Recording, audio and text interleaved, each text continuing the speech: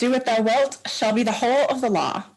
Welcome to Sekhet-Maat and to this week's little essay toward truth. We are working our way through the entire volume and we are now on the essay titled Silence. Our classes and offerings are free, but our rent and other expenses are not. So if you are not currently a dues-paying member of Sekhet-Maat Lodge, we would really appreciate it if you would throw us $10 via PayPal. And if you're seeing our content on YouTube and you're enjoying what you found, we'd also love it if you'd throw us $10 or, whatever. So usual warnings and disclaimers. These are my opinions. I have my own way of going about studying and working through Crowley's material. There are many different ways to do it. Your way may differ from mine.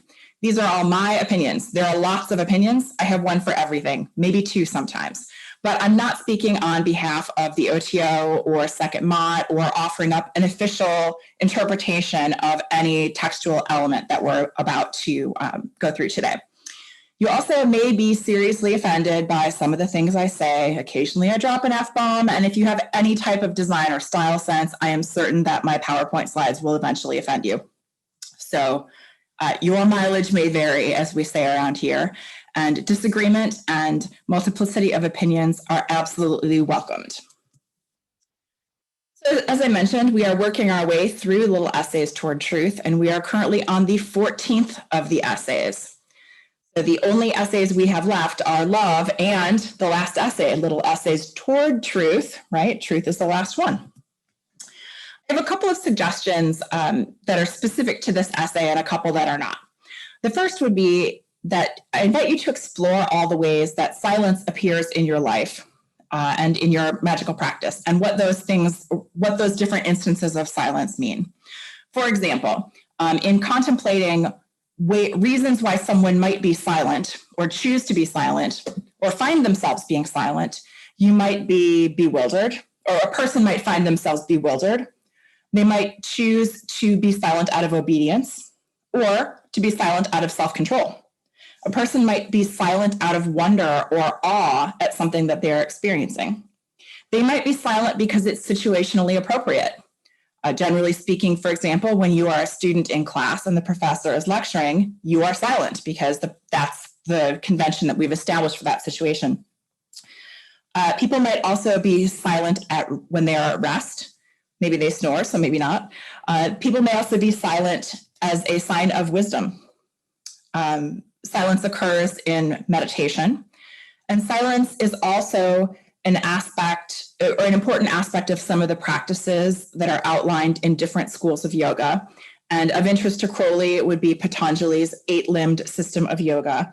There is a limb called pratyahara, which means sense withdrawal, in which case you are essentially not looking, not hearing, not anything to close off yourself to all sensory output from the outside world. And that's a special, specific form of silence.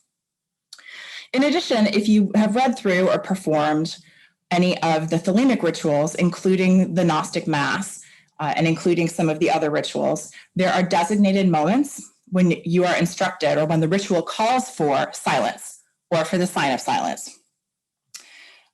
You might also be silent. A person might also be silent out of reverence for something or someone, out of awkwardness. Someone might be silent out of shame, or someone might be trying to be silent because silence is such a rarity in modern life. In the post-radio age where we have television, 97,000 different streaming services, you can get noise from your iPod. There's noise outside from aspects of modern life. And even in what you might call pure nature, there are still sounds made by the crackling of the trees or the breeze or sounds of birds and other animals. All right, that's enough on that. For this essay in particular, I highly recommend that you reread this essay or come back and rewatch this video because Crowley crams a lot into 4 tiny little pages. 2 general recommendations that have some special applicability to this essay. 1, pay attention to how Crowley uses capitalization. So I cracked a joke earlier about, how many capitalized words can we have in a sentence before English starts to look like German? Because in German grammar, you capitalize all the nouns, right? In English, we tend to reserve capitals for the beginning of a sentence, for proper nouns, or for very specific references. And Crowley uses a lot of capitalization to indicate that he's referring to a specific concept. So if you go back and look through the little essays that we've covered to this point, you'll see that Crowley uses silence with a lowercase s and silence with a capital S. And he tends to mean something different when he's looking at capital letters. By the way, we're not doing that with today's class. So if you would like to take up that exercise on your own, I highly recommend it. There are some texts of the little essays available online and that's kind of convenient because you can use the word search function. You don't have to read through, get lost in a rabbit hole, and then be like, oh, wait, I was looking for the word silence. What happened? I will caution you, however, that most of the texts that are online, unless they are scanned, and even if they're OCR, OCR isn't perfect, but most of the texts online do contain some typos or transpositions. And even on hermetic.com, which usually tends to get it right, the essays are not listed in the same order that they are listed in the book. So the previous slide that had the list of essays is the order in which they were arranged in the book as published. And finally, we have run-on sentences in English, and Crowley, I think, invented the run-on paragraph. He could cram more stuff into a paragraph than I don't even know what analogy to put there. So if you get to the point where you're in the middle of a paragraph, it's covered 42 ideas, and it's about to shift to 43, you might stop, pause, and bring yourself back to the beginning of the paragraph, because when he shifts to the next paragraph, you're going to be lost if you haven't done that. So, per usual, we will begin today by looking at the origins and definitions of the title of our essay. The origin of the word silence can once again be blamed on the invasion of England by the Norman French, because the first usage of silence in Middle English was in about 1225, and that would have been 13th century, so Norman invasion around that time. The Old French is how directly it came into English. So English didn't go all the way back to Latin, English went to French. In Old French, there was silence and silence. Note the differences in the spelling. We have a sort of weird thing going on in English where some letters can take on multiple sounds depending on where and how you put them. So we have A-E-O-U and sometimes Y, A-E-O-U-I and sometimes Y. So we have a Y in the Old French silence. Old French got it from Latin. So we have silentium, which is a noun, from silere, which is the verb form, or the root form of to be silent. Some comparative words in provincial tongue, there's silenci. In Spanish and Portuguese, we have silencio with a C. And in Italian, we have silenzio with a Z. So they have a similar sound, but they're spelled differently. All right, turning to my favorite holy book, the Oxford English Dictionary.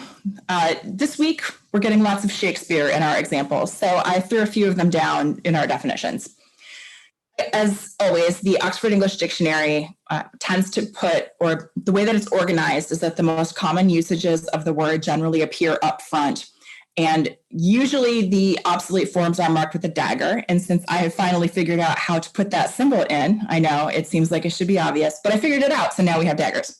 In any case, the primary entry for silence is the fact of abstaining or forbearing from speech or utterance, sometimes with reference to a particular matter, and the state or condition resulting from this. So sometimes you get a or in the plural. You might have an a silence or silences, plural. And I like that that silence as a noun doesn't first state, the absence of noise. As a noun, it is the act of abstaining or forbearing from speech. And this is one of the ways that silence is often useful. For example, in initiatory orders, often people take a vow to keep silent about certain secrets that are communicated to them or about certain materials that are presented to them. And it's not so much, for example, like with the Masons. If you want to go find out what's in the Blue Lodge Masonic degrees, or really any Masonic degree, there's a book that has it printed and you can go get it. So the purpose for a Mason in keeping a promise of silence or a vow of silence isn't to protect material from disclosure. The purpose is as a tool of self-discipline. So it's something to consider. Magicians sometimes, for example, keep silent about the work that they are doing or about a specific magical operation in order to protect that from disclosure, but sometimes they also use it as a matter of self-discipline to remain disciplined in their commitment to that work. In any case, here we have from the Coriolanus play from Shakespeare, silence becomes almost a person. My gracious silence, hail, wouldst thou have laughed if I had come coffined home? The second entry is in the phrases to keep silence, to break silence, and in silence. So these are nouns, but they describe a condition. That the noun is a condition as opposed to a person, place, or thing. There is to put to silence, which is presently used to mean to silence someone by argument or prohibition, like you silence, don't speak, or there's an argument and one of us silences the other by essentially winning the argument.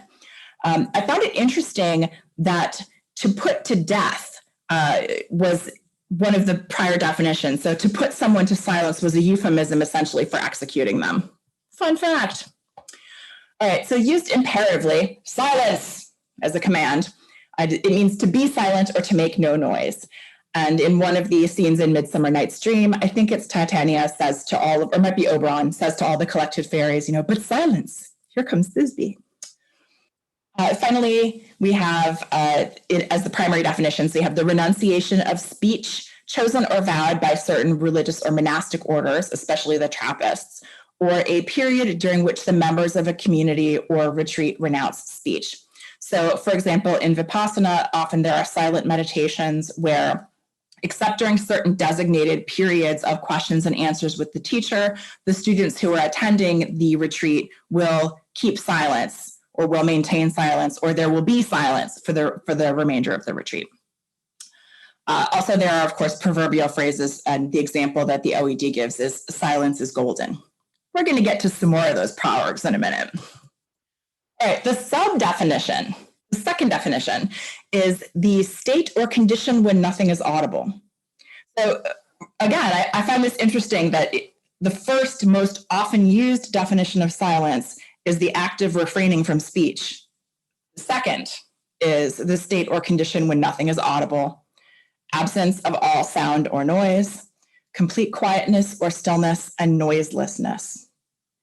Sometimes it's personified, just as in the Coriolanus example when they, but silence would you have laughed. In Hamlet we have, but as we often see against some storm, a silence in the heavens. Silence is also used under this secondary definition elusively to denote a state beyond this life. So the afterlife, for example, once you pass into silence, he's moved to silence. So it's another euphemism for essentially somebody who's dead or the experience of being dead, because since I think Victorian times, we haven't been so into talking about death. Like it's been kind of a forbidden subject, at least in American culture. I found it interesting that Tower of Silence is actually a place. It is one of a number of small towers on the summit of which the Parsis placed their dead. I'm not sure if they were feeding the local vultures or what the deal was, but if you're interested, you can look that up. I had plenty of other rabbits to chase for this particular presentation. Also, finishing off our secondary definition, we have the phrase, the rest is silence, or here's part of the presentation, the rest is silence. That's an allusion to Hamlet's dying words. So again, silence is nice and Shakespeare heavy. And silence is also a period of silence observed in memory of the dead. Sorry about the typo. Especially the 2 minutes of silence that are kept on November 11th worldwide, but not so much in the US, in recognition of Armistice Day or on Remembrance Sunday. And again, Remembrance Sunday is a British observation because OED. So in addition, there are some additional definitions. These are obviously less used than the first two. Number 3, omission of mention, remark, or notice in narration. And according to the OED, this is chiefly in phrases like to pass with silence or to pass over in silence. Also has the meaning of neglect or omission to write about something or failure to communicate or reply. So this is both the sense of, I wrote a book about this great experience that I had, and it was totally silent on the 27 other people that helped make it happen, right? Or to leave something out on purpose. But I also think this applies to like the modern idea of ghosting. You know, you're really into someone, you're chatting on them with text, and then poof, silence. Fourth definition, silence used to be used as a noun to refer to a small hammer used to command silence or order. I believe that is what we now call a gavel, although a gavel is technically not a hammer, but we don't need to go there. In music, silence is a noun that means a rest or a pause. So there's a specific notation that's known as a rest, and it is a silent time when no note in the music is being played. Interestingly, in the world of distilling, silence means want of a flavor in a distilled spirit. So if you distill a grain and you don't end up with any grain taste when you're finished, it is silent as to the grain, or a silent grain flavor, or perhaps a distilled spirit could be purely silent, carrying no taste at all whatsoever. Silence is also a verb. As a transitive verb, the primary entry is as a transitive verb, so this is what we see most often. Transitive verbs take a direct object. So, wow, do I have a good typo in this one? Torsauce or compel, good. That's meant to be to force or compel someone to cease speaking on a particular occasion, and also to overcome them in an argument. So again, I silenced you, silence, or you silenced me with the winning argument or the winning point. Similarly, it can also be used to mean to cause an animal or thing to cease from giving out its natural sound. So you might silence a baby by rocking it, right? Direct object, you are silencing the baby. It also means to stop or suppress a noise or sound, to silence a belch or a fart, perhaps. The secondary definition of silence as a verb is to reduce a person to silence by restraint or prohibition, especially in order to prevent the free expression of opinion. So in this sense, silence has the meaning both of preventing someone else from speaking, but also of essentially censoring the free expression of opinion. And here are two more Shakespeare examples for you. Thankfully, my typos are not in the Shakespearean English. From Henry IV, imagine me taking your part and in your power, soft silencing your son. And I didn't look up the context, but I can imagine both the thought of killing the son, right? I will reduce you to silence by killing you or by gagging them, or otherwise preventing them from having access. You might lock someone up in the tower to silence them. And finally, in Coriolanus, he would have silenced their pleaders and dispropertied their freedoms. So here you have that distinct idea of preventing the free expression of opinion, dispropertying your freedoms, taking away your stuff, right? Silencing your pleaders, taking away your voice. Also in that second sense, to put down or to repress an expression of feeling. So in this sense, you might, for example, silence a revolution, or you might silence the opposing party.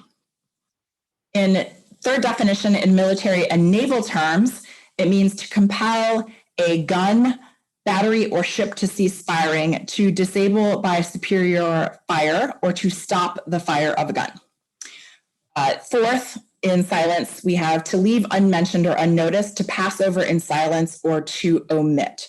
So notice that this is similar to the idea of censoring something, and similar to our the book is silent, the book has silence as to the 27 other people that created the experience. Again, obsolete, marked by that dagger. You can get rid of a thing by maintaining silence, to silence away. So you might silence away your, love of chocolate by never having it in the house, something along those lines. Again, obsolete. In the sixth, rarer version, to cease speaking, to become silent or still. So this is not necessarily a transitive use, right? There's no direct object. You could silence yourself. To cease speaking would be to silence yourself. The bustling room silenced and sobered instantly. An example from Randolph from 1886.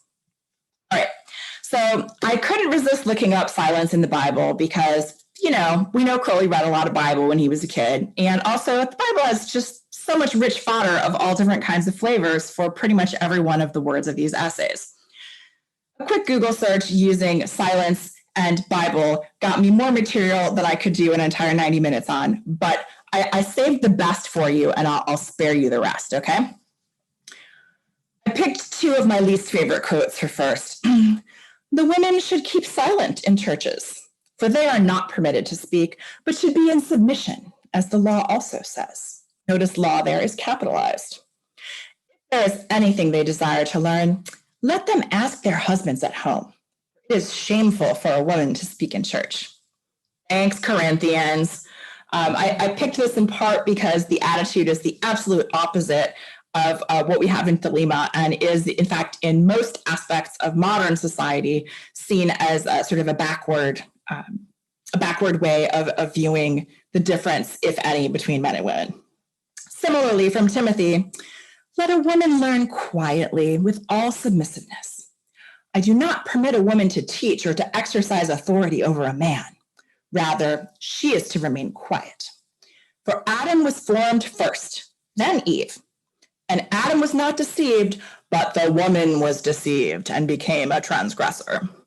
We'll talk more about Adam and Eve later, but one of the arguments that is often given for keeping a male-centric or male supremacist or misogynist view is that, well, God made Adam first and woman was made to be his companion, so she should just, hold her tongue and listen to what her man says to do. Yeah, that's worked out real well. Okay, from Psalms, there are lots of evidences of silence and references to silence in Psalms, including many references to quiet and to solitude, which may be seen as synonyms for silence, but I stuck to just the actual word. For God alone, O my soul, wait in silence, for my hope is from him.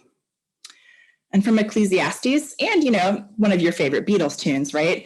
A time to tear and a time to sow, a time to keep silence and a time to speak. I only made you one more slide of Bible quotes. For this is the will of God, that by doing good, you should put to silence the ignorance of foolish people.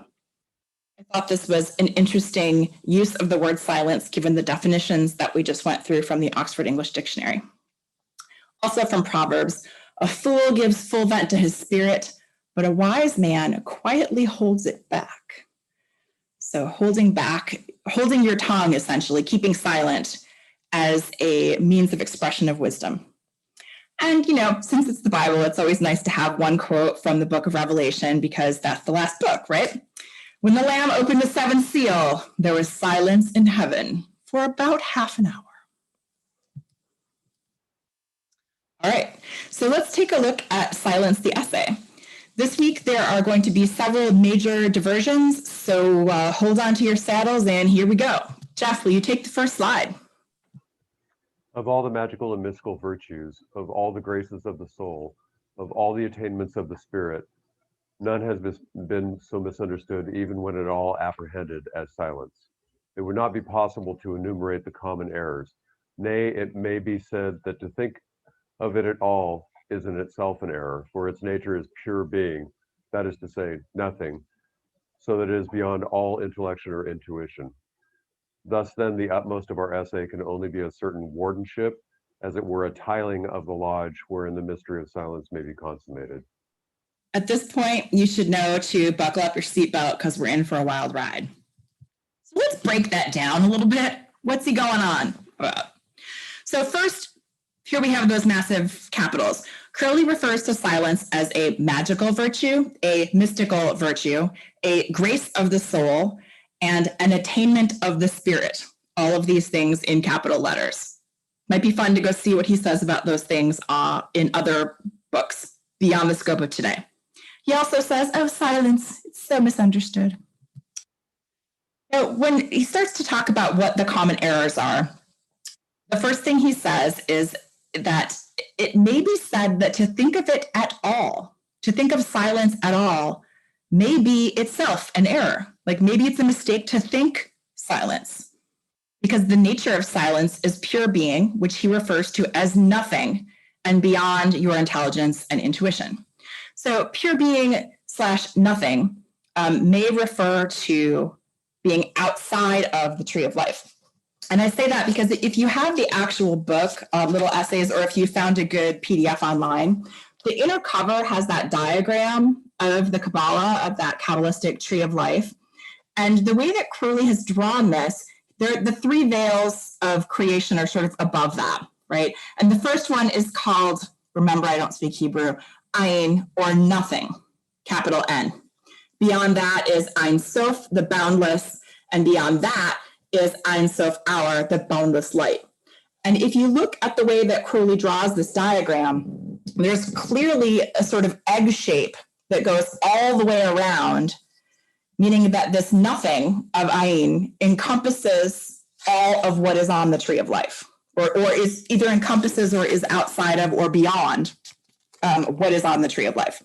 You can also think of this as being, once you have reached Kether, the first thing that you do after total dissolution into that spark of Godhead that becomes the first little part of man is you hit nothing. Then Crowley makes a reference to Masonic history. Remember, he's writing to an audience. He's writing to a specific audience and assumes that we all know these things. So he refers to this essay as a certain wardenship. A warden is an officer in a Masonic lodge. And then he further describes it as it were, a tiling of the lodge. And Freemasonry, esoteric Freemasonry, is based on a metaphor of practical masonry, of building things with stones and with cement. And one of the things that you do when you build a building is you put a roof on it. And part of why you put a roof on something is so that you can't see in from outside, from down. So if you are above, you can't see what is immediately below you. So the metaphor of tiling the roof is to protect the Masonic lodge against sort of intruders or against non-Masons, so that the Masons can essentially conduct their work in secret. That's a gross oversimplification. If you care, go look up more. All right, on to the next slide. Wendy, will you take this one? For this attitude, there is sound traditional authority. For Harpocrates, god of silence, it is called the Lord of defense and protection. This is where we are about to begin our first major digression. Harpocrates. If you were here last month or were present at or watched the essay on chastity, this slide will look familiar. There are two representations here of Harpocrates. He was, in ancient Greek, the god of silence, secrets, and confidentiality. And this was actually developed in the Greek religion while Ptolemy was ruling Alexandria, which is sort of that northern part of Egypt. And according to Plutarch, who also was a Greek guy, that Harpocrates was also an embodiment of hope.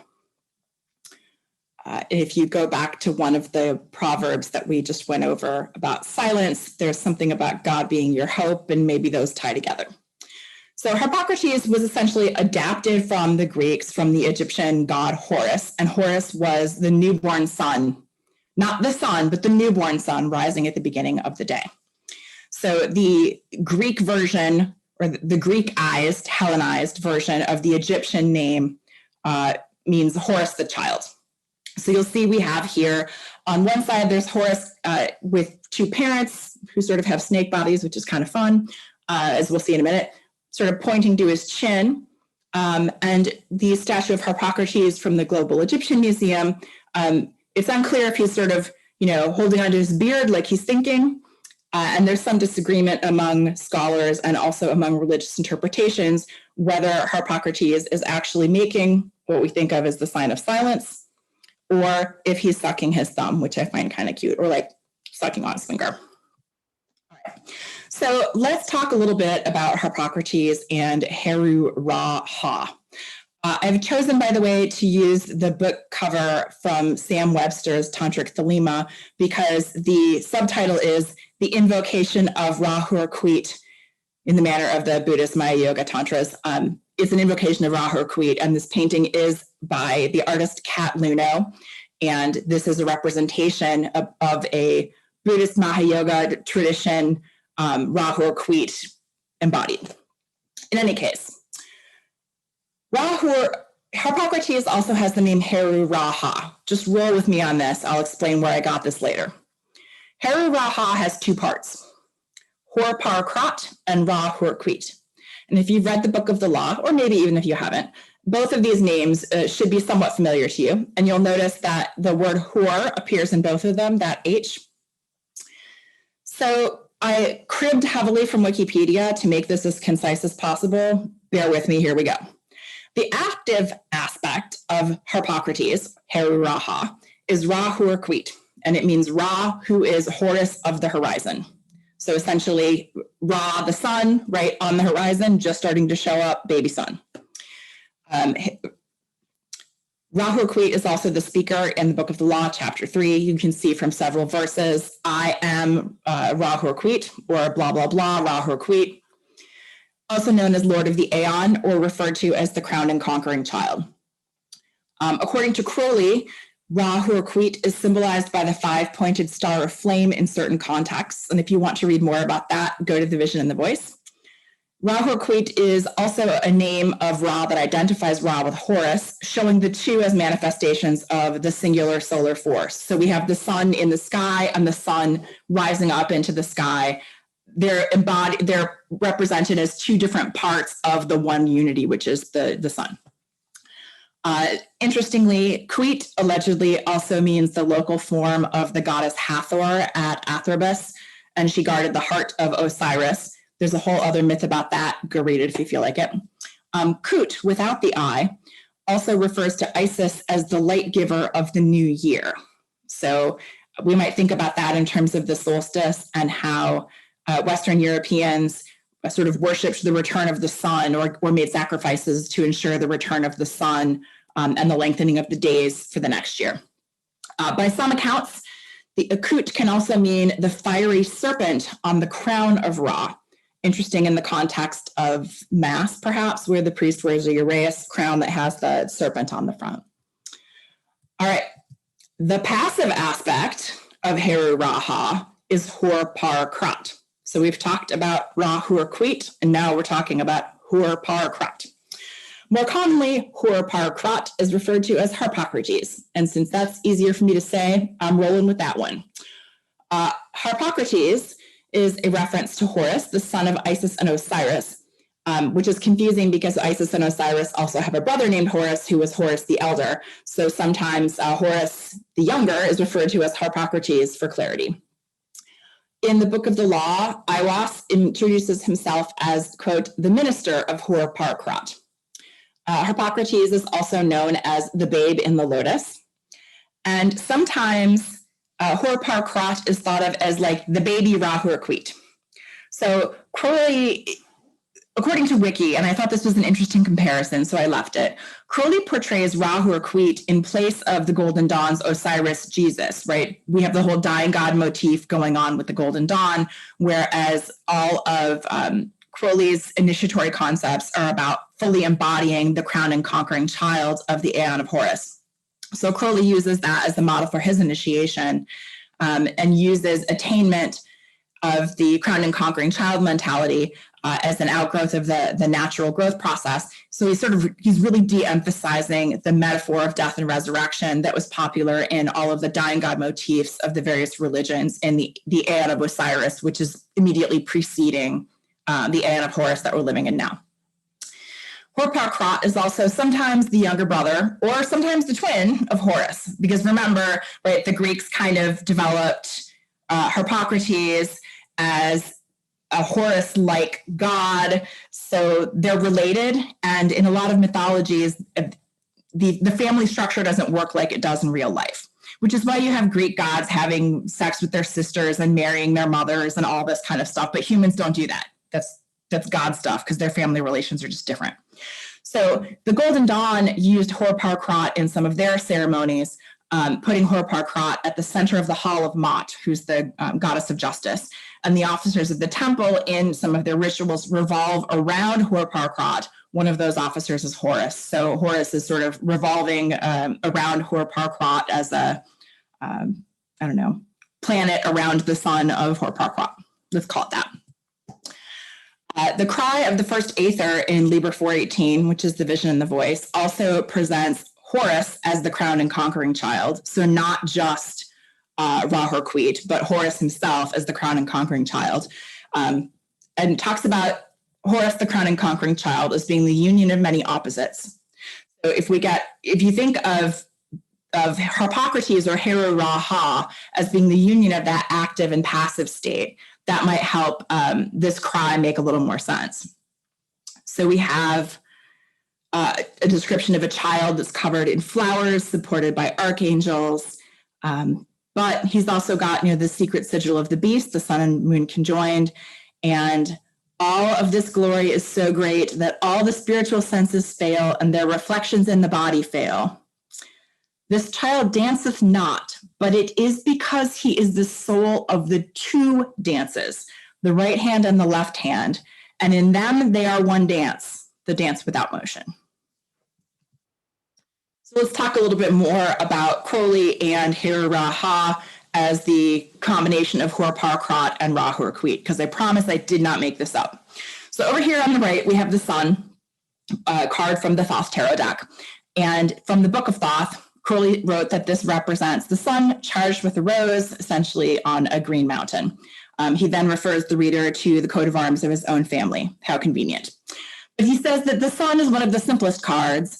It represents Heru-Ra-Ha, the Lord of the new Aeon, in his manifestation to the race of men as the sun, spiritual, moral, and physical. He is the Lord of light, life, liberty, and love. This Aeon has for its purpose the complete emancipation of the human race.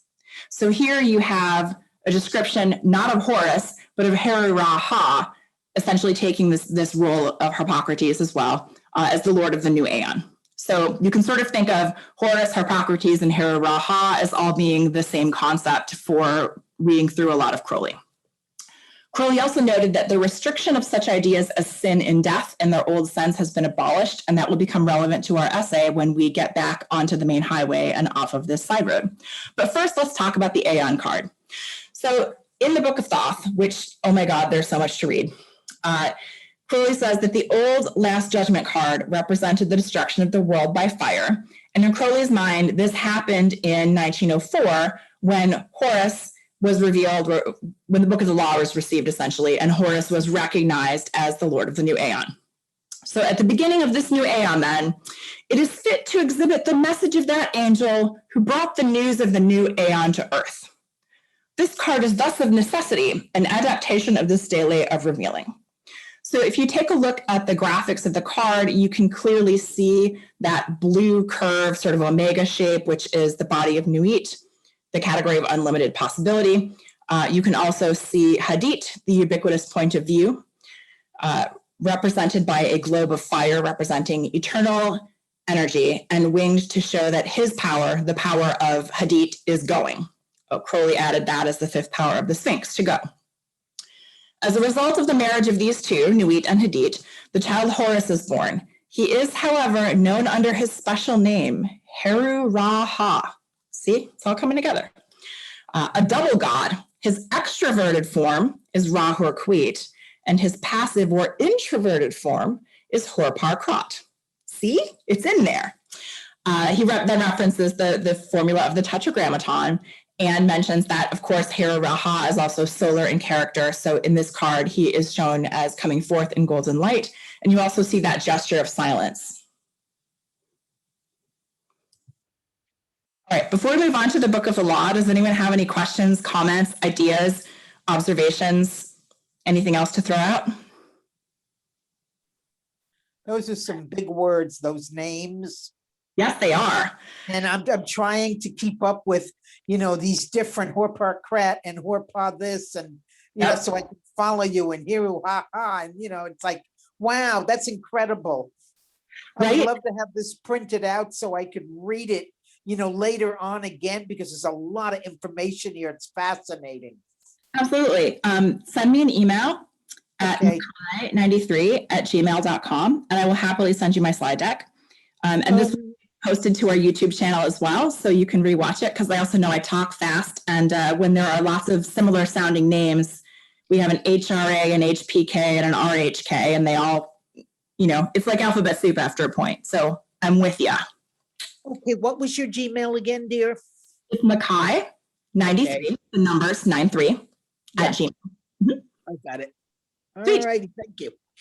Here we go to the book of the law. I'm not going to read these quotes. I'm not going to interpret them for you. All I have done is looked up the verses where the word hor occurs. So all you're going to get is hor par krat and ra hor quit. There are only a few in chapter 1. We do start with that 7th verse where Aiwass says he is the minister of hor par krat, or the writer, I should say, says that it is revealed by Aiwass who is the minister of hor par krat, as noted earlier in an earlier slide. Chapter 2 has a few longer verses that talk about ra hor ku. Notice we don't have the quit or the kut. Oops. Chapter 3 has quite a few. It starts with Abra Hadabra, the reward of Ra Hur Kut. So you see that usage of Kut, and then in the next 2nd verse, you see Quit, and in the 11th verse, you see Ku. So that 3rd word changes frequently, which is why I found the distinction between the 2 words somewhat interesting in the Wikipedia. Again, swipe that from Wikipedia for clarity and shortness purposes. There's a lot more to unpack there. We're going to have to put that on the back burner. When you get to the point that is often used for Rash with the adorations, there's also, again, these references to Hor Par Krat and Ra Hor Quit. Ra Hor Quit, Ra Hor Quit. All right, let's talk a little bit more about Harpocrates. The Book of Thoth, so much to read. Oh my God, you guys, seriously. It says Harpocrates is the god of silence, and the silence has a very special meaning. Crowley writes, the first is Cather, the pure being invented as an aspect of pure nothing. Now remember, Cather is that very top sphere at the top of the tree of life diagram. And in terms of its role in the makeup of man, that is like the little spark of Godhead that decides to do something interesting and will eventually become manifest. But it's just hanging out there being a spark. Nothing's happened yet. All right. So in the manifestation of, so we have Harpocrates, Cather, pure being, is an aspect of pure nothing. In his manifestation, he is not 1 but 2. He is only 1 because he is 0. Now, remember I mentioned earlier that there's that nothing, that 0 first veil that makes the kind of egg shape above Cather around the tree of life. That's what that blue smear is all about, okay? Also, I can't draw. Sorry to the art students out there. So he exists. We have Ahea, his divine name, which signifies I am or I shall be, biblical reference, is a way of saying that he is not, because 1 leads to nowhere. And if you think about this, if you think about the second Sephirah down, Hokmah, as being even 2, right? You don't get a manifest being from just a man, or from just the man concept, right? Sperm alone isn't going to do it. You need something else. So when you're hanging out there at 1 in Cather, like I might go manifest something, nothing's happened yet. So you can't go anywhere except back where you came from, which is nothing. Crowley then continues, the only possible manifestation is in 2, and that manifestation must be in silence, 2 being Hokmah, Hokmah being the male principle or the sort of supreme father. You just got the sperm. Because the number 3, the number of Binah, understanding, has not yet been formulated, right? If you're hanging out in Hokmah, you have a sperm but no womb. You need that womb from number 3 to make something else arise. So in other words, there's no mother. All you've got when you're in Cather is the impulse of the manifestation, and that impulse takes place in silence. All right. Let's talk a little bit more about Harpocrates according to Crowley. So I liked this figure because it's a Harpocratic Eros terracotta figurine from Greece. So it's really a figure of Eros, but it's referred to as Harpocratic because it has that childlike, innocent face to it. It's got the gesture. And when Crowley uses the Book of Thoth to describe Harpocrates, he says He's a babe. That's going to be important. He's innocent, not yet at puberty, so very childlike. And Crowley considers him a simpler form of Parsifal. And y'all know Crowley has a hard-on for Parsifal like ain't nobody's business.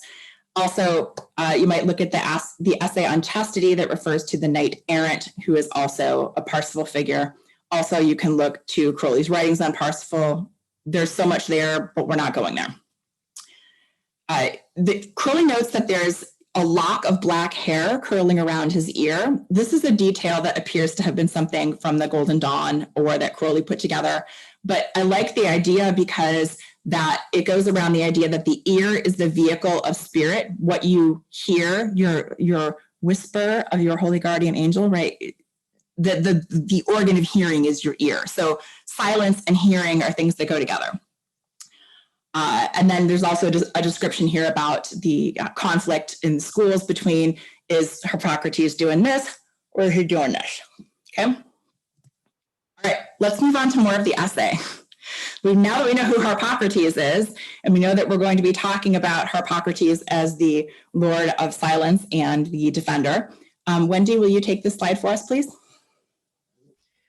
But his nature is by no means that negative and passive silence which the word commonly connotes, for he is the all-wandering spirit, the pure and perfect knight-errant who answers all enigmas and opens the closed portal of the king's daughter.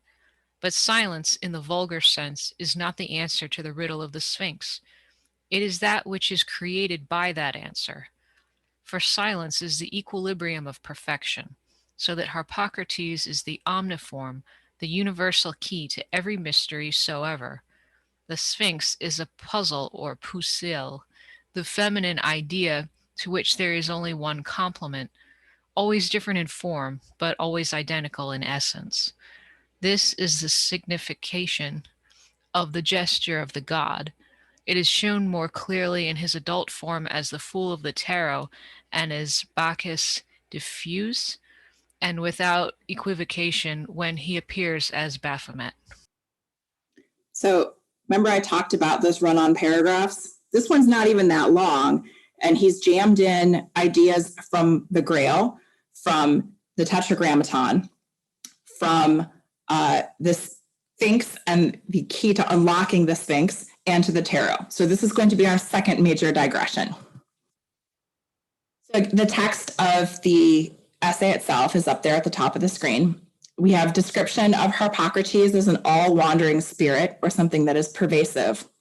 The reference to the pure and perfect knight-errant is another reference to Parsifal, the Grail Mysteries, and Arthurian legends. And in the essay on chastity, there was an extensive discussion by Crowley of what chastity means to the true knight-errant and what the true knight-errant's role is.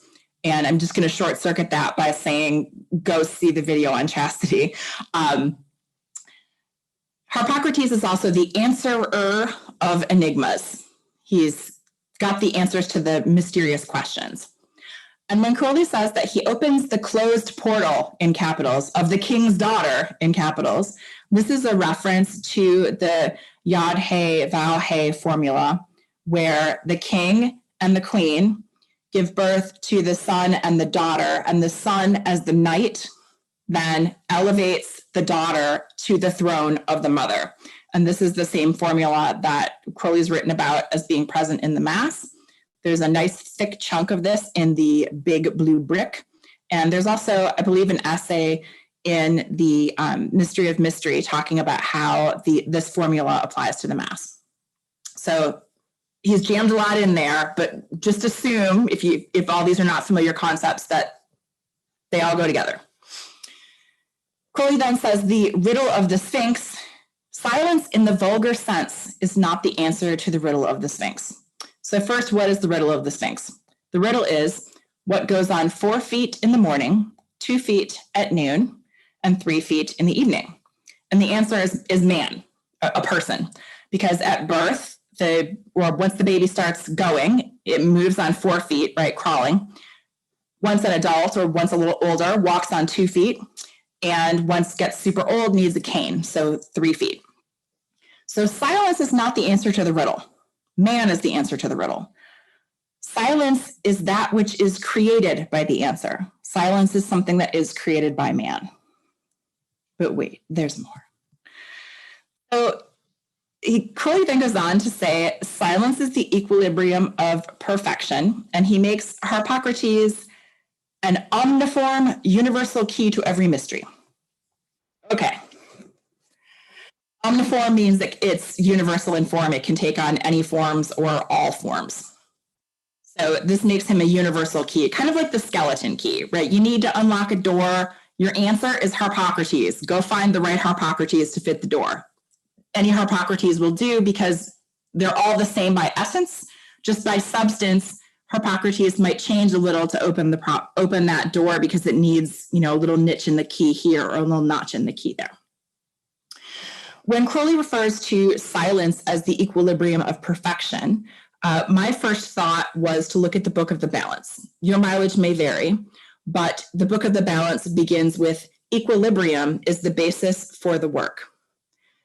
And the phrase silence is the equilibrium of perfection immediately took my mind there.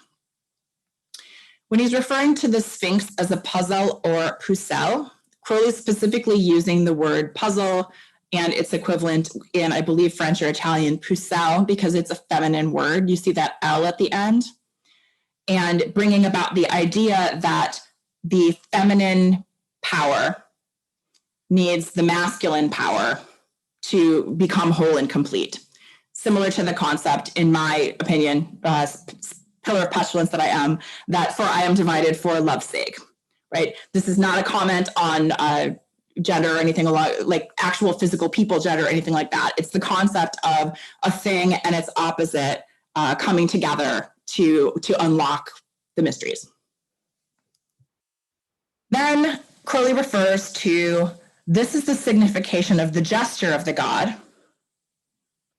It is shown in three forms. He references the Fool of the Tarot, Bacchus Diffues, or Diphues, I'm not sure which, because again, don't speak Greek, and without equivocation in Baphomet. The Book of Thoth has a huge section on the Fool of the Tarot, which is pictured here on this screen.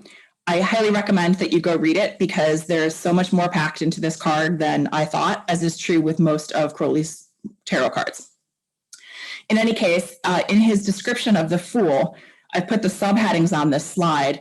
He includes the Great Fool, he includes Horpar-Krot, and he includes Baphomet, and also the Bacchus Diffues. So essentially all of the concepts that he's mentioned in this essay are discussed fairly in depth in the Book of Thoth. So here's the Fool again. And Crowley describes this Bacchus as Diffues, double-natured, and this appears to mean more bisexual than hermaphroditic. So that's Crowley's description. There's other scholarship out there that talks about that. We'll go there in a second. His madness is also a phase of his intoxication, for he is eminently the god of the vine. And this Bacchus Diffues hangs out with all the half-gods of the forest. And in pictures, and I didn't get any of these, but there are all of these paintings of Dionysus as this like fat, drunken, like dude who's being pushed around on a cart because he's just, enormous. Crowley mentions in pictures his drunken face and the languid state of his lingam, like too drunk to get it up. I left this piece in the legend of the journey of Bacchus through Asia. He's said to have ridden on an ass, a donkey. That connects him with Priapus, another god form, but it also connects to the concept of the triumphal entry of Jesus on the donkey into Jerusalem on Palm Sunday. It's curious too, Crowley remarks, with that Jesus connection, that the Virgin Mother is represented as being between an ox and an ass, and the letter Aleph, which is associated with the Fool, means ox. So the Fool may or may not be Jesus. Your mileage may vary, but there's definitely some overlap in that point, which I thought was interesting. All right, a little bit more about Bacchus Diffues. Here we have a bust from the Roman era that's in the British Museum. And And I noted from the curator's comments that diffwes was translated, that viz, bearing two natures, male and female, which a joint character of the sexes is expressed in heads of this sort, frequently repeated by the ancients. In other words, this isn't the rare only sculpture that has both male and female aspects incorporated into the way that the head of the god is represented in this sculpture. So the fact that Bacchus or Dionysus was diffwes, or of two natures, is not unique to Bacchus, but is notable as being one of his characteristics. I also found a comment on the Orphic hymn number 30. That is where I got these fancy little Greek words, since I don't speak Greek. It translates diffwes as meaning having two natures or of two natures. And in the Orphic hymns, there are many epithets or little titles that are given to Bacchus. So just like you have Shiva in the Hindu culture, who is Shiva, the destroyer of the universe, and Shiva, the creator of the universe. Shiva is the dancer of the cosmic dance. These are all epithets. These are all aspects of the god that get them fancy little nicknames. And so diffwes is one of those fancy little nicknames that's applied to Bacchus. There are various interpretations of this epithet, but perhaps it refers to Dionysus expressing both the death of the mortal nature and the resurrection of the soul as a god. And that's an interesting concept, is another way to see Dionysus as two-natured or as diffwes, because in the Dionysian myths, Dionysus his followers are so ecstatic that they essentially tear him to shreds and dismember him, and some of them, I think, eat him, and he then is reborn. So he has that dying god motif aspect as a living god. He doesn't resurrect and then go away. He resurrects and continues to hang out and do it again. So he's a union of opposites, and this is relevant because remember, our Harpocrates is Heru Ra-Ha, who is both Hor-Par Krat and Ra-Hor-Quit. So we have that god of silence and that god of loudness, the internal and the external married together, in the same way that Bacchus or Dionysus is two different aspects, masculine and feminine, living and dead, knitted together. I also really liked this painting by Caravaggio. Who doesn't love an old master? In Liber Abba, when Crowley is writing on the formula of Elohim, Crowley states, these are his exact words, that the letters Aleph and Lamed are infinitely important in the Aeon of Horus, and they are the key, notice it's in capitals, of the Book of the Law. No more can be said in this place than that Aleph is Harpocrates, Bacchus diffwes, the Holy Ghost, the pure fool or innocent babe, who is also the wandering singer, or as we've seen earlier, that knight errant, who impregnates the king's daughter with himself as her child. Crowley then continues saying that Lamed is the king's daughter, satisfied by him, holding his sword and balances in her lap. These weapons are the judge, armed with power to execute his will, and two witnesses, in whom shall every truth be established, in accordance with whose testimony he gives judgment. So if you take nothing else away from this slide, go with Aleph is Harpocrates. And remember, we saw Aleph as the fool in Crowley's tarot deck. And the same references are made in Liber Abba. We have Harpocrates, Bacchus diffwes, pure fool, and the wandering singer, let's refer to him as the knight errant. Those are the same as that are referred to in this essay on silence.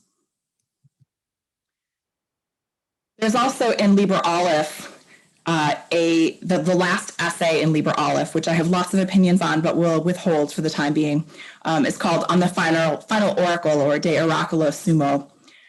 And it begins with this question: who is the pure fool? Lo, in the sagas of old time, legend of Skald, of Brad, of Druid, cometh he not in green like spring? And who does he turn out to be? According to this essay, the pure fool turns out to be like Hor-Par Krat. He turns out to be Bacchus diffwes, none and two. And Crowley then goes on to relate him to the ERO formula. So if you're working with either the INRI formula or the EIO formula, or as we saw on the last slide, the Elohim formula, Harpocrates has a role to play in your magical work. This is just by way of exploring Crowley's references to these three concepts in the essay on silence. We need to know who Harpocrates is before we can see why we care, right? All right. What about Harpocrates as Baphomet? So I picked the Baphomet statue mock-up by the Satanic Temple. The final was actually cast in bronze. As some of you may recall, several years ago, I think it was about 2009, the state of Oklahoma decided to put up a memorial to the 10 Commandments on the front lawn of their Supreme Court. And the Satanic Temple said, oh, great, since all religions have to be treated equally under the law, if your church is putting up a monument, our church is putting up a monument too. And they had this particular design cast in bronze.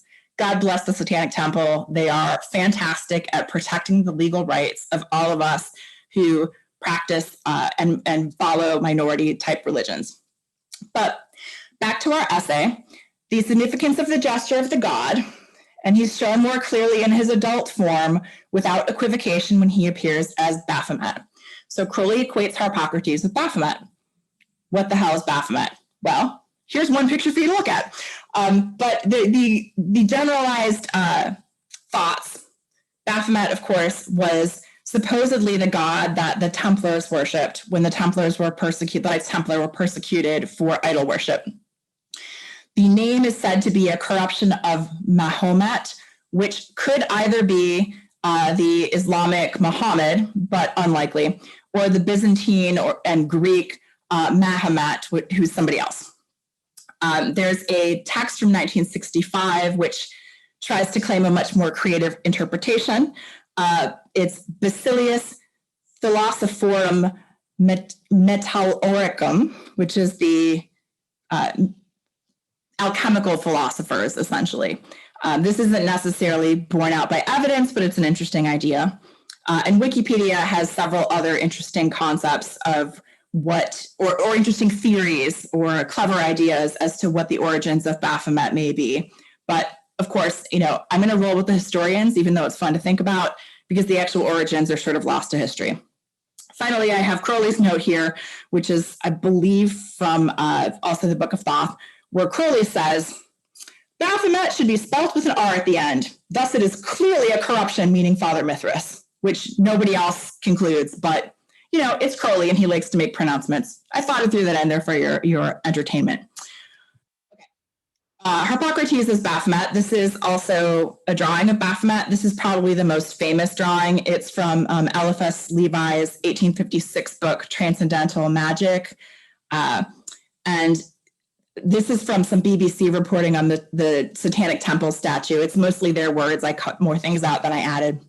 So Levi envisioned Baphomet as a winged hermaphrodite, so male and female in one body, with a torch between its horns and a pentagram on its forehead.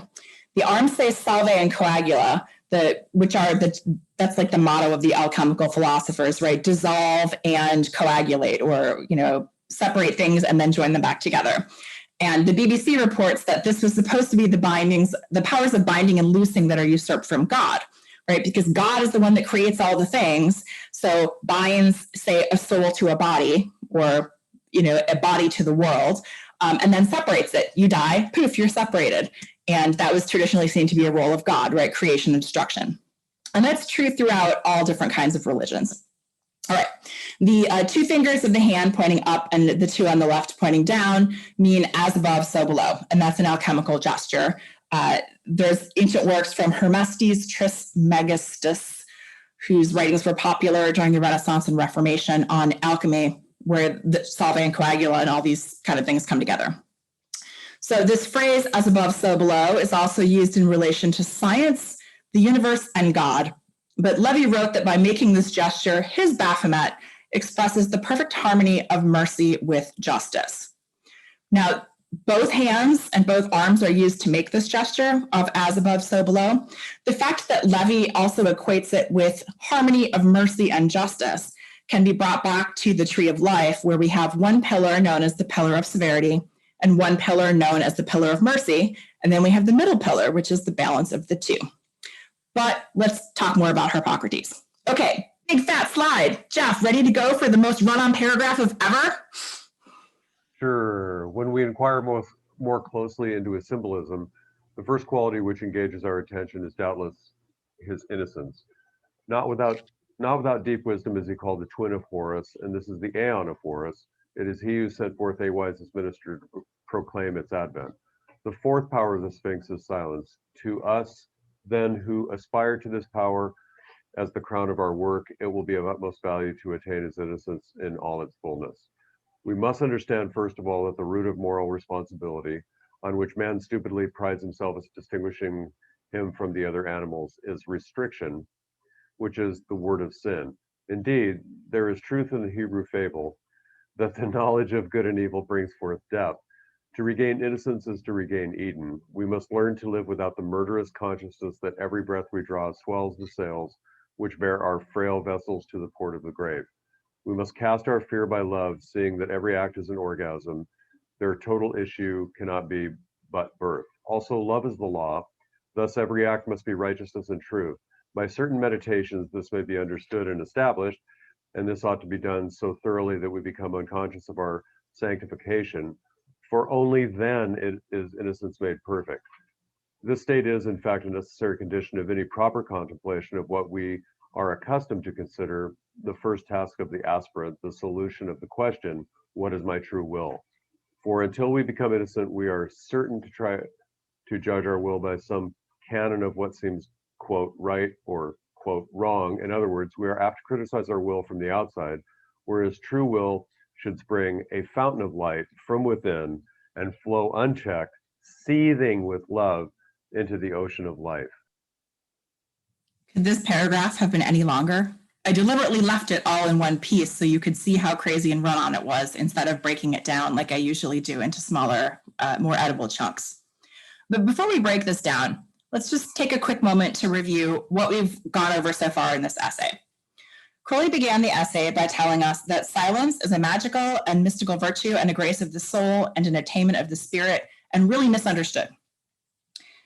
He then said, we can't even make a list of how many errors there are in misunderstanding, but it might be that the first misunderstanding is to even think about it, because silence is nothing. It's pure being. It is nothing with a capital N.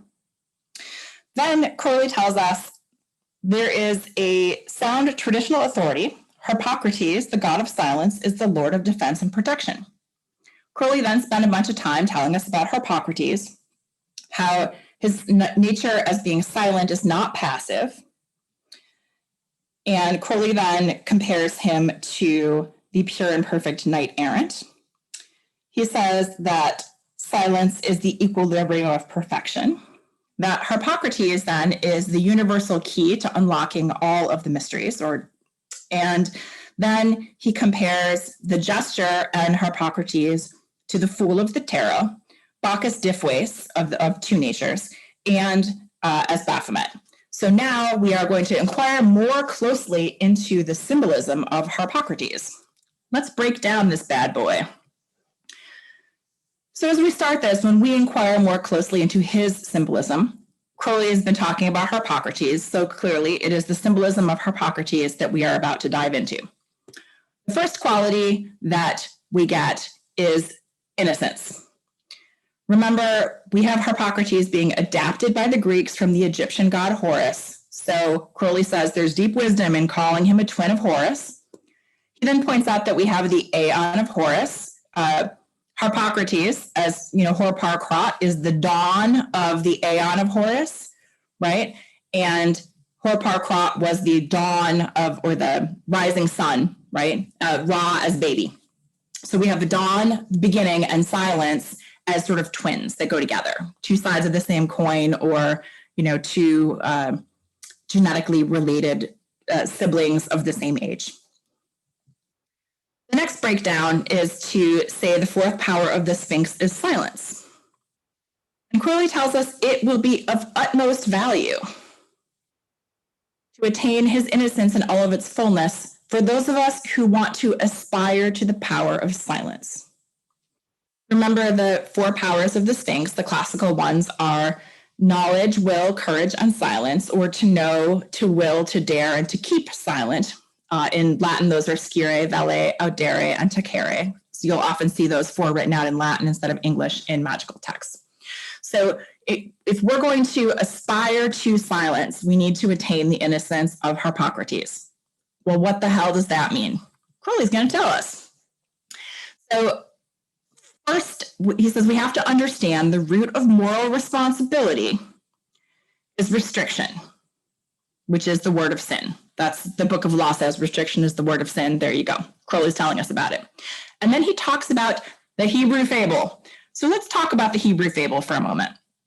And by the way, this here is a painting of Adam and Eve by Titian that hangs in the Prado. It's famous for a number of reasons. And I left the URL here because if you are interested, there is a description of what happened when the art historians did an X-ray scan, which allowed them to see the different layers of paint on this painting. And there were significant changes from how the painting was originally constructed. And so, like, for example, there were tree branches in places that there aren't now, and Eve was turning in a different direction. And it's fascinating to see the evolution that led to this final image. In any case, in the traditional Hebrew fable, right, our nice Genesis story of the Garden of Eden, God tells Adam and Eve, you can eat from anything you want, but don't eat the fruit of that tree over there. And while typically we think of this as an apple tree because we're familiar with apple trees, the Bible actually doesn't say what kind of tree it is. Just don't eat that fruit. And God tells them, if you eat the fruit on this tree, you will surely die. So Adam and Eve don't eat the fruit on the tree because they are good, obedient, God servants. And then one day the serpent shows up and says, Psst, Eve, this stuff tastes really good. You should have some of this. And Eve says, oh, I can't do that. And the serpent's like, well, why the hell not? And Eve says, well, God told me not to. And he said that if I eat the fruit of this tree, I will surely die. And the serpent says, that's not true. If you eat this fruit, you'll become like God. And this tree isn't the tree of knowledge, like some people like to call it. The Bible calls it the tree of the knowledge of good and evil. So it's a very specific kind of knowledge. So Adam and Eve eat the fruit from this tree. Eve takes it first because, someone's got to be brave and it's not Adam. And so Eve takes a bite of the fruit and says, oh, this is really good. Oh my gosh, knowledge hits, right? She gives the apple, fruit, whatever, to Adam. Adam takes the bite and then God shows up and is like, what the fuck are you guys doing? And they're like, oh shit, we're naked. And they're ashamed. The Bible specifically says they are ashamed and they cover themselves with fig leaves. Now, if you think about this story from, say, a more thelemic point of view, and this is totally my opinion, your mileage may vary, you can do whatever you want with this. God lied to Adam and Eve. He said, if you eat this fruit, you will surely die. And that sort of implies that it's poisonous, and if you eat it, you're going to die immediately. I also find it curious because they didn't die immediately, so at least in that sense, it was a lie. But also, to the extent that obtaining knowledge leads them on the path to eventually dying, meaning no longer being spirits embodied in human bodies, it took them a really long time to do so. I mean, essentially, as humans, we know that when we're born, we're already starting to die. Like, death is coming, right? Adam and Eve were told, if you eat from this tree, you're going to die. And the Bible says they live for a couple hundred years, couple thousand years. It doesn't seem like a good cause and effect to me. But the other thing is, God doesn't tell them anything else about it other than you'll die. But what happens when you eat the fruit from this tree is you obtain the knowledge of good and evil. And that makes you like God, the God in this story, because the God in this story has already defined what good and evil are. So far, so good? Your mileage may vary. I got it. So I found this interesting because in Thelema, we tend to think about death differently. Death isn't usually personified as like a grim reaper that comes to take away all the bad little boys and girls, right? Death isn't some horrible, evil thing that we should be staving off as long as possible because it's going to be awful and, we need to avoid it. I mean, and from the earliest times to now, death is like the great mystery, because with maybe some exceptions, we don't really know for sure what happens. Like, we don't have we can't call and say, hey, grandma, what's it like on the other side? Like, is there another side? Are you still my grandma? Like, we don't know. And that's scary, right? So in this essay, right, he talks about regaining innocence as regaining Eden. And part of that to me is not fearing death, because it's going to happen. So why waste your time being afraid? But then I thought, why is there no little essay on death? Anyway, a few things I'd like to point out about why I selected this particular Titian is if you look above Eve's head into the tree, there's sort of a globe of fruit hanging there. You can sort of see the slithering end of the serpent around the tree. But if you look at Eve's hand and see from where she is receiving the fruit, it's from an innocent looking baby. So we don't have just a nasty looking meanie snake like we do in a lot of paintings. We have like a child snake, right? Like a baby snake, a baby that is a snake.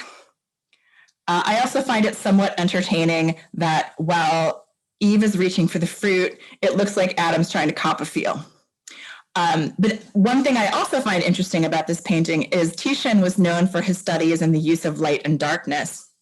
And if you try to compare the lightest areas of this photo, the thing that immediately draws your eye, if you close your eyes and open your eyes, the first thing your eyes will be drawn to is that sort of milky whiteness of Eve's skin. And perhaps if you look for other light areas in the photo, the next thing you probably will see is that sort of, maybe it's water, maybe it's landscape in between Eve's right hand and right thigh behind the tree. That's another super light spot. And there's sort of a diagonal going on, right? Even though Eve's reaching up with her left hand, always the left hand, hand sinister in French, right? The left hand, everything is always the bad one. You can see sort of in a line from her right hand, which is pointing down, there's almost a line of light that goes up diagonally towards the upper right corner of the painting, making that diagonal line. So she almost makes this shape of a cross. And I could go on and on with my limited art history background about why this is interesting, but I invite you to study this painting more if you have any interest at all in this mythology, because it's fascinating. All right, so it is by Adam and Eve are frolicking happily in the garden until they eat the fruit. They learn about the difference, or they learn about good and evil, and suddenly they know about death and shame and all those sorts of things. So Crowley tells us, look, man, we don't need to worry about death all the damn time, right? We don't need the murderous consciousness that every breath we draw swells the sails which bear our frail vessels to the port of the grave, right? It's going to happen. Don't worry about it. Instead, if we're afraid, we need to cast out fear by love. And Crowley has repeatedly emphasized throughout these essays that every act, right, is an act of united with something. Every act is an orgasm. And that union has to result in birth. That's always going to happen.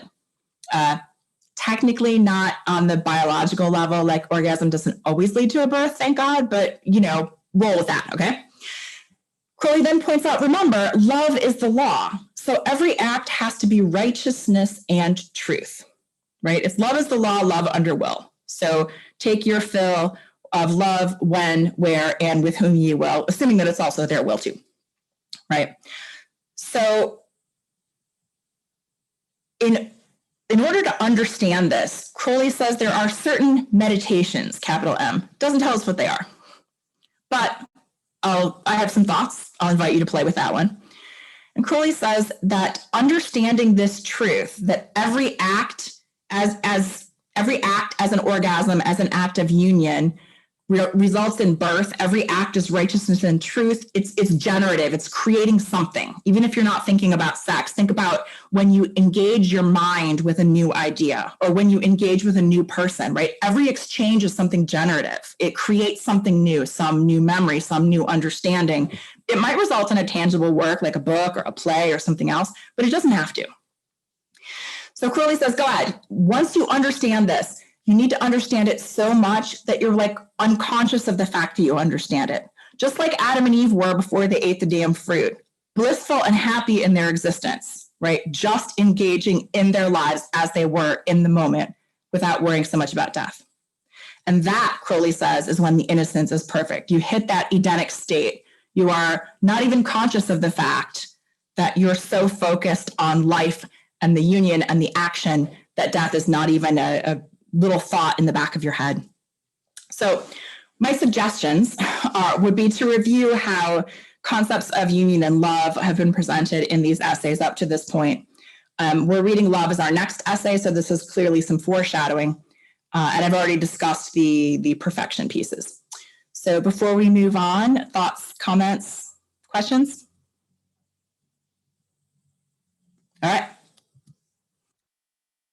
This paragraph ends with this state, the state of innocence, that Edenic innocence, is a necessary condition of your proper contemplation of your first task. What is my true will? And that is because if you have eaten the fruit and you have the knowledge of good and evil, you're going to look at your true will and say, oh, that's a good true will, or oh, that's a bad true will. And Crowley's point here, in my least humble opinion, is this is not about judgment. Your true will comes through you, a fountain of light, notice that, big L, from within. It is flowing unchecked and full of love, big L, into the ocean of life, big L. And that is your liberty, not said, but also a big L. All right, so what we got?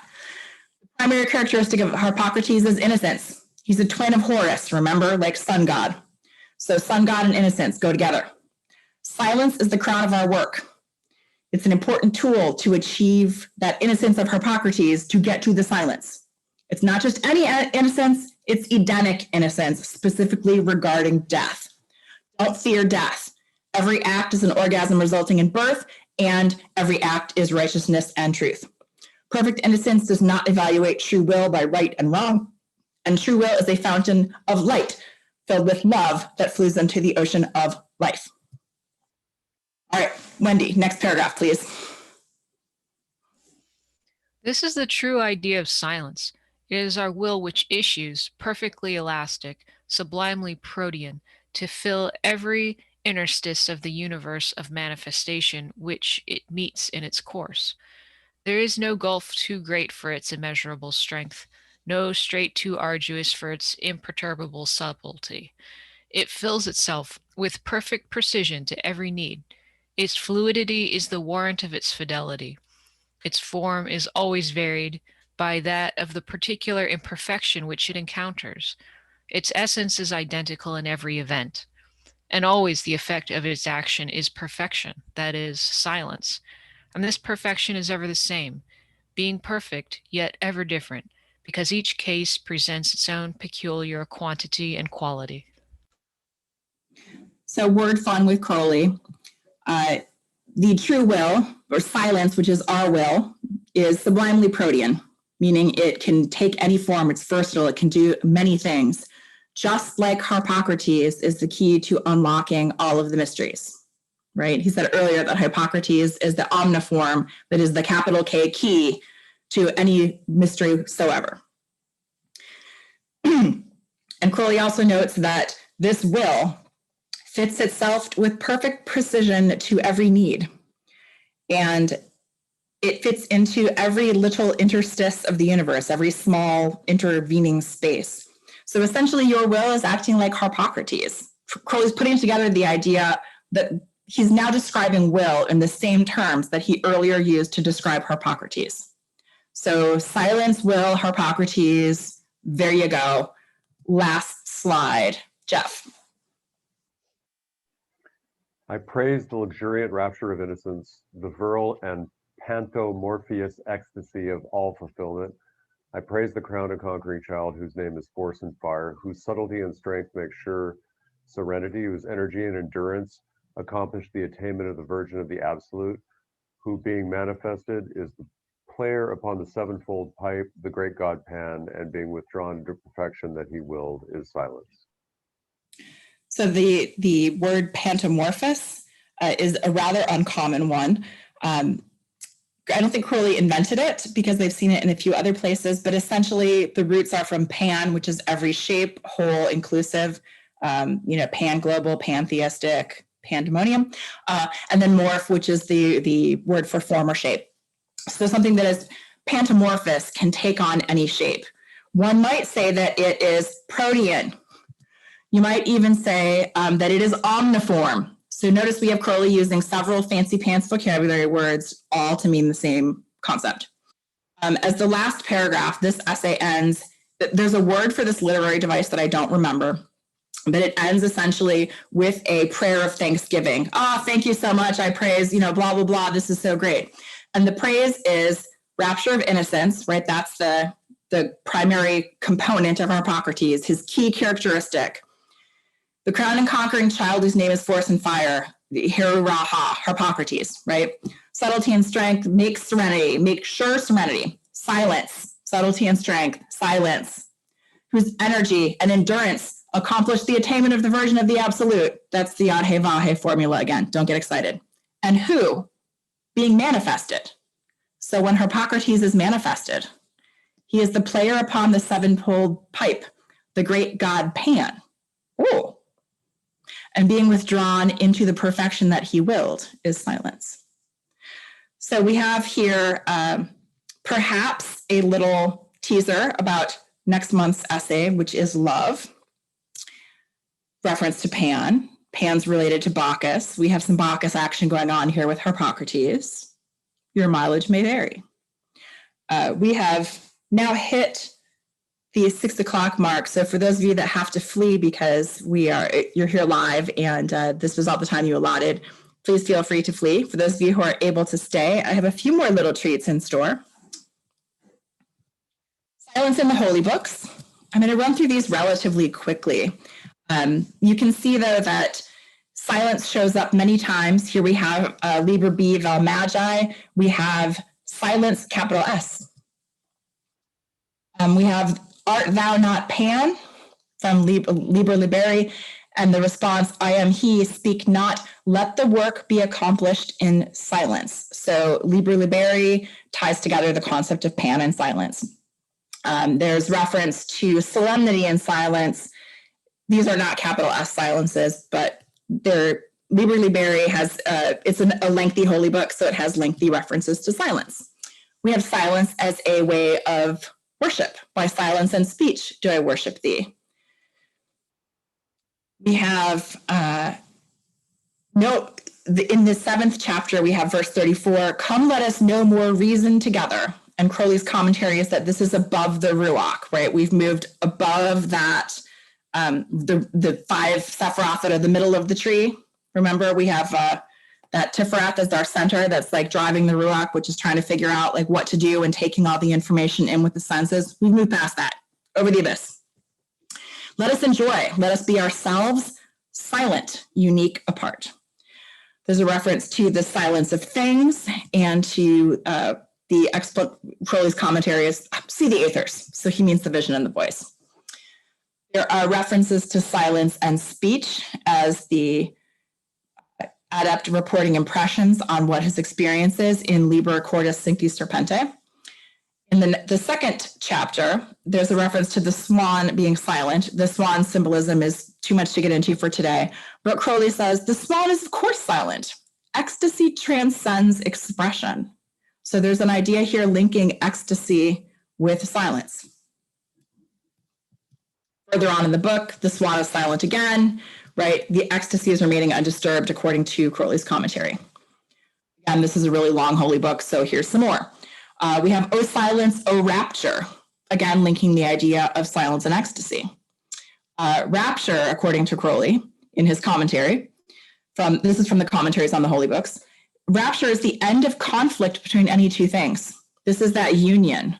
This is that act of orgasm, right? They are dissolved by love.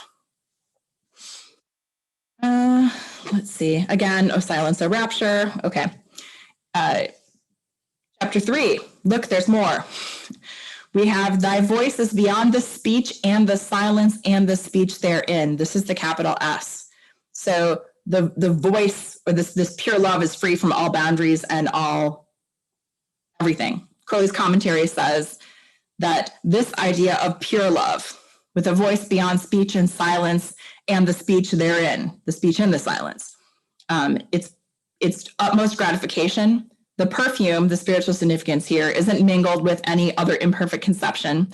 And Crowley notes that ambergris, mentioned in this verse, is the perfume of Kether, right? That highest top Sephiroth, where that tiny little God spark that might just actually become incarnate as a human is still residing.